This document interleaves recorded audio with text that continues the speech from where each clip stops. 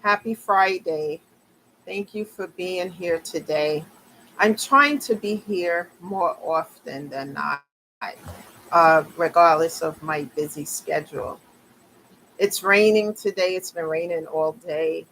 It's been like difficult for me to get the things done I need to get done, but I just made myself do what I had to do.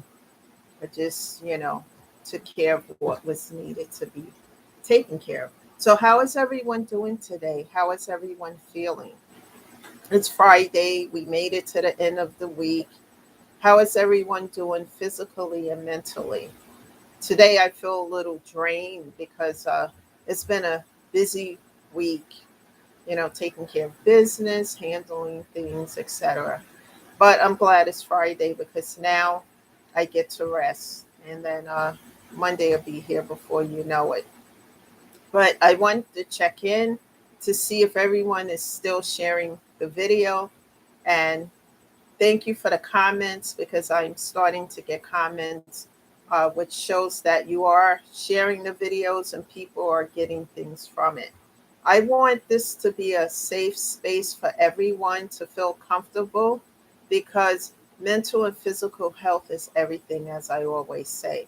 And each video, I also make a note to let everyone know that I'm not a licensed therapist. I am not a therapist at all. I'm just sharing information about some things that helped me on this journey to healing because it's not easy when you lose a lot of loved ones and that void that's in your life because they're no longer here can be overwhelming and it can create a long-term situation of depression and grief, and we do not want anyone to have thoughts of suicide. Also, I also encourage everyone to contact a therapist in the state that you may live in. Google a therapist, a grief therapist in your area, and connect with one. That's so important because I do that weekly. It's so important to be connected to a grief therapist. And also, if possible, connect to a grief bereavement group because you're going to also hear stories from other people who are dealing with the same thing that you're dealing with, grief, and perhaps you're going to hear some tidbits, information that's going to help you get through this process because none of it is easy. This is one of the biggest challenges for me is getting through grief because I can feel okay for a little bit and then boom, it hits me. Like I hear a song or I see something that reminds me of my mother, my grandparents now, as well as my dog. Like A Dog's Purpose was on. I still can't watch that. For those who are dog lovers, you know what I'm talking about. When you have to put down your pet because they're sick and there's no other alternative, it's one of the worst feelings in the world. I did everything with my pet, which it seemed like to people who are not pet lovers that it's weird. But pets are part of the family too. And I have to admit that when a dog's purpose first came out, and it was on television, I watched it with my dog, gave him a treat while we watched it. And it's just that empty feeling of him not being here.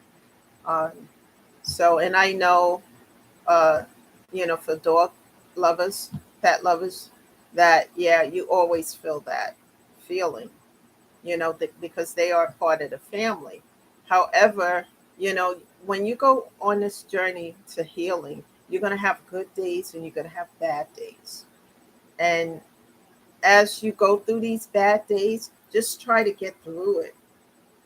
Even if you get one thing accomplished for the day, pat yourself on the back. Because for me, in the beginning, I just couldn't get anything accomplished because I was so overwhelmed by the grief. So if you get one thing accomplished throughout the day, pat yourself on the back because a lot of people can't do it at the moment because their grief is overwhelming. And take it slow, one day at a time. Don't rush yourself. Allow yourself to go through the process. And as more time goes by and you put forth the effort, it will get better. As I always say, you never get over the loss, but you can get through it and get better and keep your loved one's memory alive by always talking about them and what they meant to you, and just share with other people. And I share a lot of that with my therapist, and I talked to him about a lot of things. Today, I talked a lot to him about toxicity, how I am getting rid of toxicity out of my life, because that can keep me in a state of grief as well. Being around toxic situations and drama and people and etc. So I just eliminate as much of that as possible out of my life. And that helps me with my mental and physical health as well. Because if you're engaged or you're around a lot of negativity and toxicity, it affects you and it keeps you in a place of grief. It takes you longer to heal if you have um, those things around you.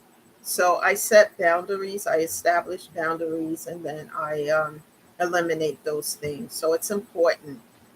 So also something, I find new and creative ways to make myself feel better, especially when I start to feel that grief coming on. I love watching the Waltons. I don't know how many of you guys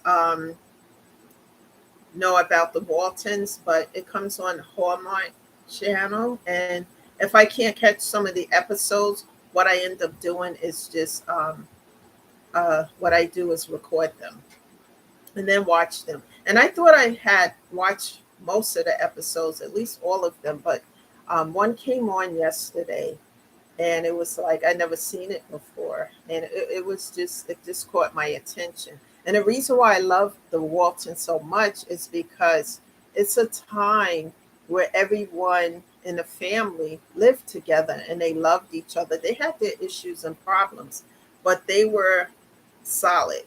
They were on solid ground with each other.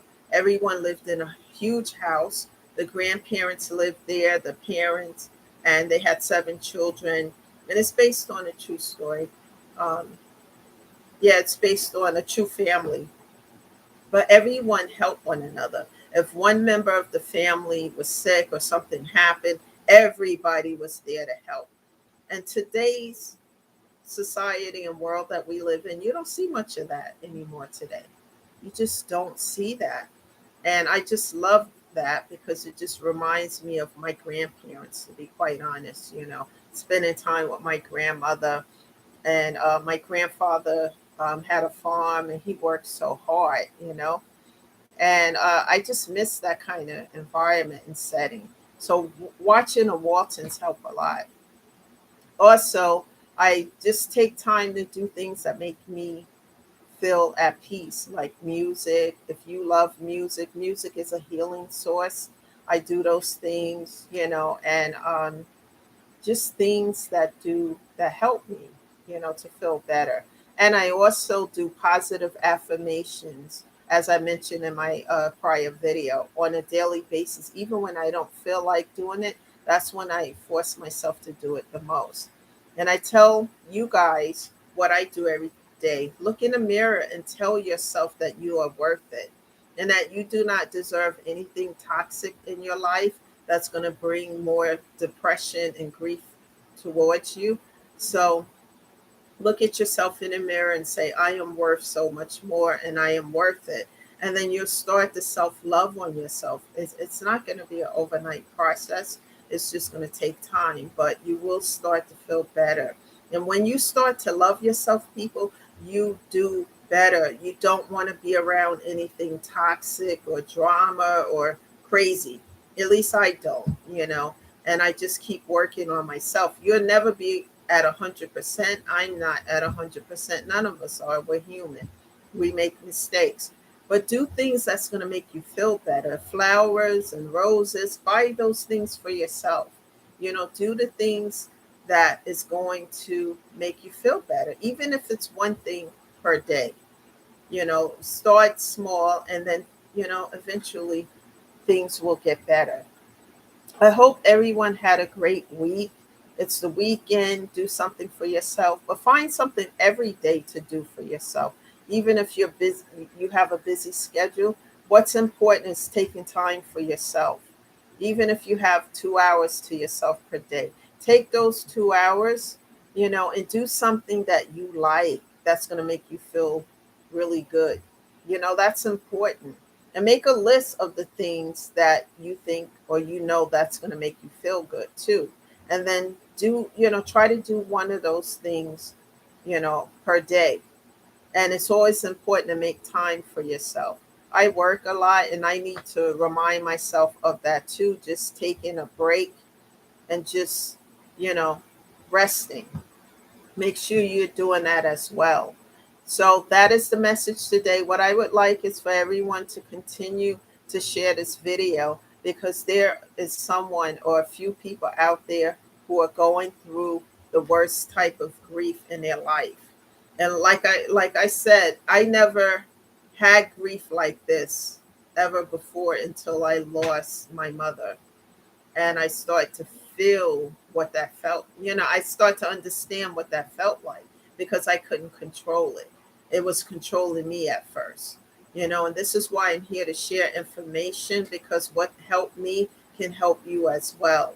So please share, subscribe, and share the video and comment. Let me know what you want to hear more of. Thank you for being here. This is Lisa, shedding love and light always, and encouraging everyone to keep moving forward and never give up on yourself, because you are worth it. Turning pain into purpose, turning purpose into power, and turning that into something that's going to help other people and move them forward as well. Thank you again for being here. Everyone have a great weekend, and I'll see you next week. Bye for now.